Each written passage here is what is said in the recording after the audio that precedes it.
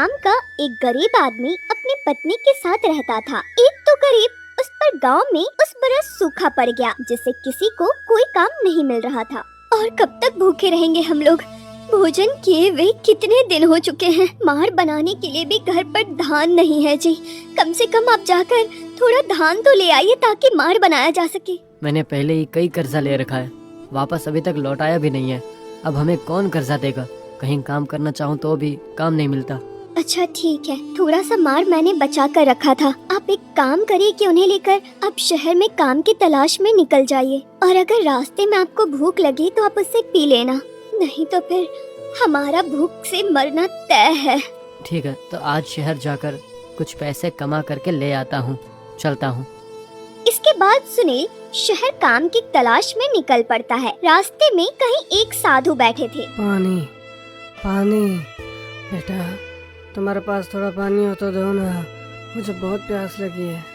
अरे रे, धूप तो बहुत ही तेज है, इसलिए आपको प्यास लग रही होगी, पर मेरे पास पानी तो नहीं है। आप थोड़ा धीरज रखिए, मैं देख कर आता हूँ कि आसपास पानी है या नहीं। मैंने हर जगह ढूंढ लिया है, यहाँ आसपास कोई कुआं या नदी नहीं है बेटा।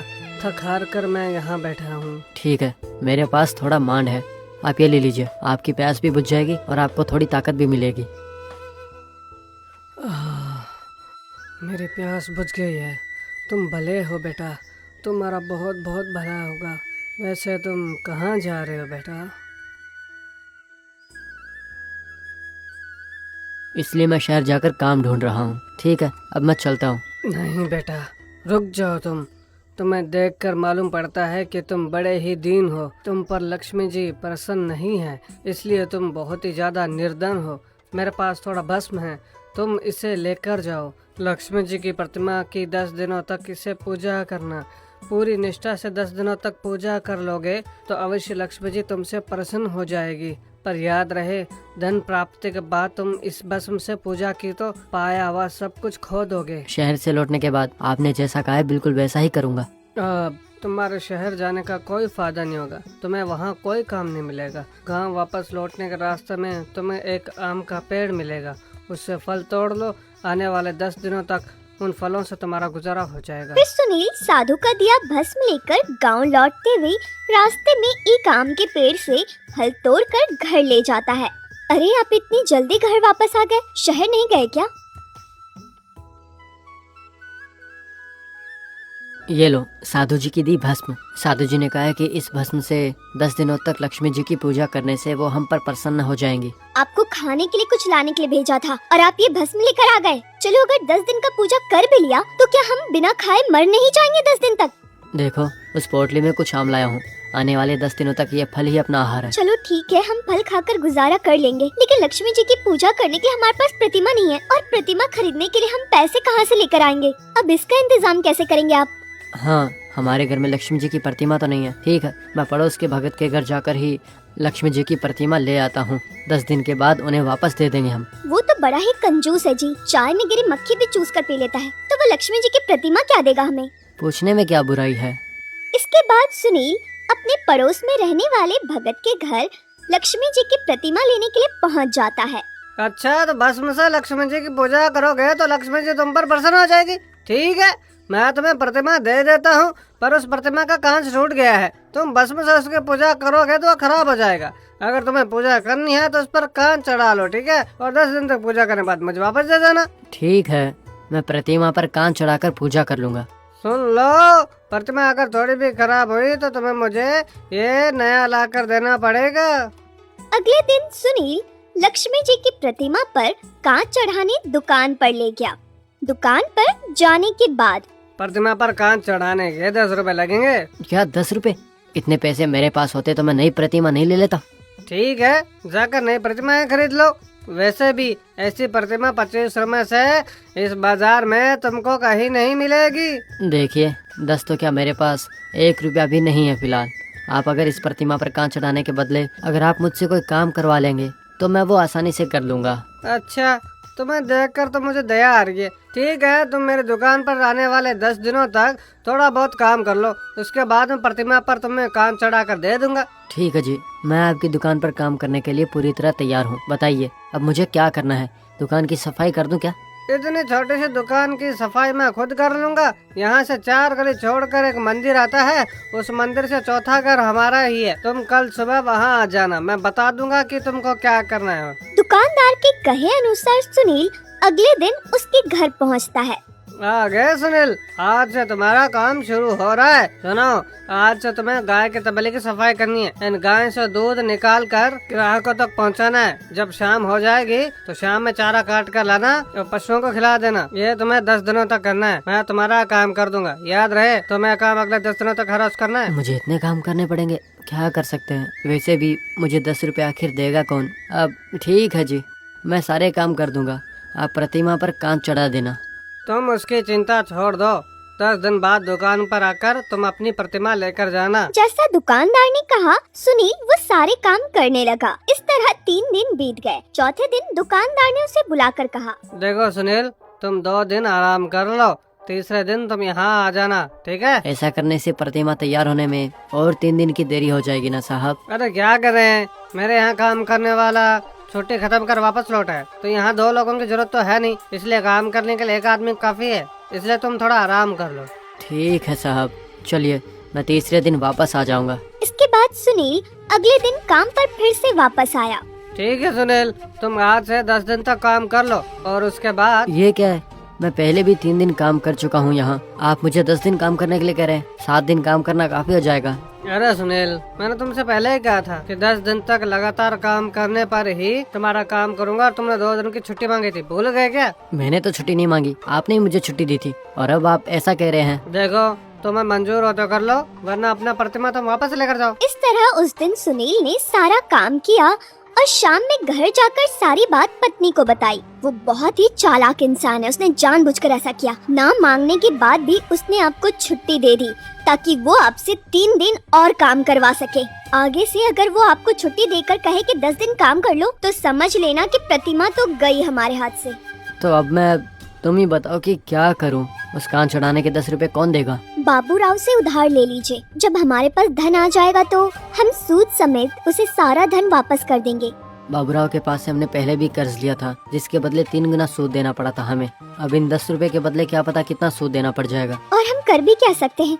10 रुपए तो हमें वो ही दे सकता है। अगर साधु जी की बात सच हो गई तो फिर 3 गुना ज्यादा पैसा लौटाने में क्या हर्ज है। जाइए बाबूराव से कर्ज ले आइए। अगले दिन सुनील जाकर बाबूराव से मिलकर उसे सारी बात बताता है और उससे 10 रुपए कर्ज ले लेता है।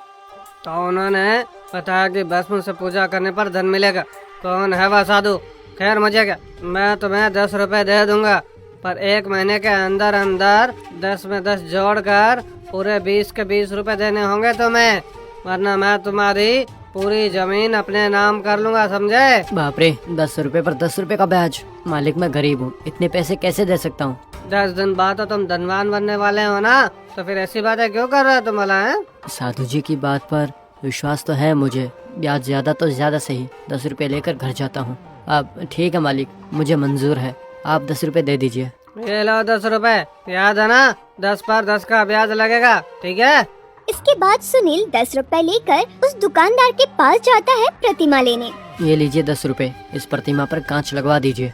अरे वाह, सिर्फ एक ही दिन में तुमने 10 रुपए कमा भी लिए। ऐसा क्या काम किया था तुमने? बाबूराव के पास से कर्ज लिया है मैंने। वैसे आपको इससे क्या, आप इस पर कांच चढ़ाकर कब तक दे देंगे? ठीक है, थोड़ी देर बैठ जाओ, कांच बिठा देता हूँ। कैसा अंधविश्वास है, इस प्रतिमा पर पूजा करके तुम धनवान बन जाओगे। उसके लिए तुमने 10 रुपए का कर्जा भी लिया। चलो छोड़ो, मुझे क्या। दुकानदार ने कांच लगाकर वो प्रतिमा सुनील को दे दी। सुनील अपने साथ प्रतिमा लेकर घर आ जाता है।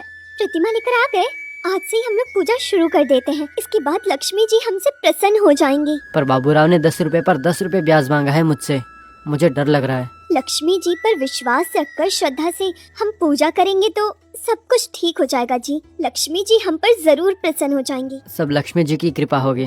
फिर सुनील ने पूरे 10 दिनों तक बिना चूके लक्ष्मी जी की पूजा की। आज 11वां दिन है, मैंने आज भी पूजा कर ली, पर लक्ष्मी जी ने मुझे कोई फल नहीं दिया है। आप बिना चुके पूजा करते रहिए, किसी न किसी दिन लक्ष्मी जी प्रसन्न हो ही जाएंगे। देखिए ना, इतने महीने से हमारे गांव में बारिश नहीं हो रही थी, सब लोग कितना परेशान थे। अब आज देखिए बारिश हो रही है। देखिए हम अभी बात कर ही रहे हैं और बाहर बारिश भी होने लग गई। सही कहा, हम कल से खेत का काम भी शुरू कर सकते हैं। चलो अंदर चलते हैं, वरना हम भीग जाएंगे। इतनी भारी बारिश हुए कितने दिन हो गए हैं और बाहर हवाएं भी बहुत तेज हैं। देखो वहाँ पेड़ गिर गया है, इतना विशाल पेड़ गिर गया है। मैंने सुना है ये पेड़ मेरे पिताजी के समय से था। ये पेड़ कैसे उखड़ गया? देखिए तो उस पेड़ के नीचे कुछ चमकती हुई चीज दिख रही है। हाँ, उस पेड़ के नीचे कुछ चमक रहा है। चलो देखते हैं जाके। देखो वहाँ तो 2 घड़े भरे दिखाई दे रहे हैं। सुनील दौड़कर वहाँ जाता है तो देखता है वहाँ 2 घड़े रखे होते हैं जिसके अंदर कुछ चमक रहा होता है। जब सुनील उसे अपने साथ लाता है, बाप रे, इतना सारा सोना! मैंने कभी पहले इतना धन नहीं देखा। लगता है किसी ने बरसों पहले धन घड़ों में भरकर जमीन में गाड़ कर उस पर पेड़ उगा दिया था। सही कहा ना? वो बढ़कर इतना बड़ा हो गया और आज तेज हवा में उखड़कर गिर गया। लगता है ये लक्ष्मी जी की पूजा करने का ही फल है जी। वो हमसे प्रसन्न हो गई। साधु जी की कही बात सच हो गई जी। वो तो ठीक है, पर भगत जी की प्रतिमा उन्हें वापस करनी है हमें। ठीक है, आप उन्हें प्रतिमा दे आइए। अब तो हमारे पास इतना धन है कि हम जो चाहे वो खरीद सकते हैं। अब हमें किसी चीज की कोई कमी नहीं। इस प्रतिमा को अपने पास रखने का मेरे पास एक उपाय है, मैं तुम्हें बताता हूँ।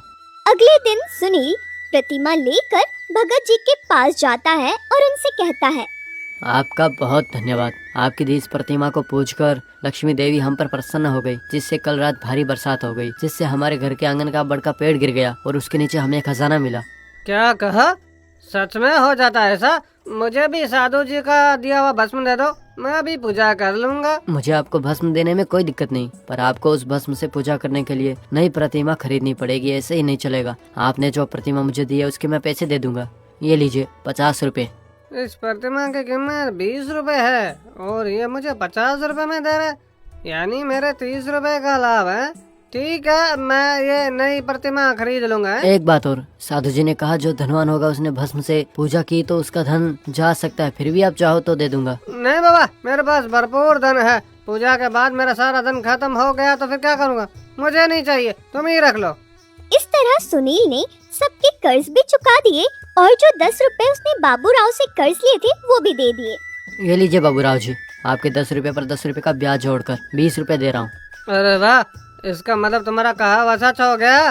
वैसे वो साधु बाबा का दिया भस्म है कहाँ? मेरे घर पर रखा हुआ है, मुझे उसकी जरूरत नहीं है। मुझे जितना चाहिए था उतना मिल गया। सोच रहा हूँ किसी गरीब को दे दूं। अरे वाह, वो भस्म अगर मेरे हाथों में लग जाए तो मैं भी धनवान बन जाऊंगा। देखो सुनील, तुम कह रहे हो कि अब तुम्हें उसकी जरूरत नहीं है, मैं तुम्हें 100 रुपए दूंगा। क्या तुम वो भस्म मुझे दे दोगे? आपके पास पर्याप्त धन है, भस्म मैं आपको दे दूंगा तो आपका सारा धन जा सकता है। हैं? मुझे देना ना पड़े इसलिए झूठ बोल रहा है। कोई बात नहीं, ये लो 100 रुपए, कल तुम लाकर मुझे वो भस्म दे देना। ये बड़ा ही दुष्ट है, मजबूर लोगों से बहुत ब्याज हड़प चुका है। इसके बाल बच्चे भी नहीं है। भस्म इसे लाकर दे दूंगा तो इसका सारा धन खत्म हो जाएगा। ये सही होगा कि इसको इसकी सजा मिल जाएगी। क्या वाह, इतना क्या सोच रहे हो तुम भला? है ये लो 100 रुपए, कर ले आना। अब मुझे 100 रुपए नहीं चाहिए, आप रख लीजिए, वो मैं आपको कल भस्म लाकर दे दूंगा। सुनील बाबूराव के कहने पर अगले दिन भस्म लेकर देता है। उससे पूजा करके बाबूराव ने अपना सब कुछ खो दिया और वो सड़क पर आ गया।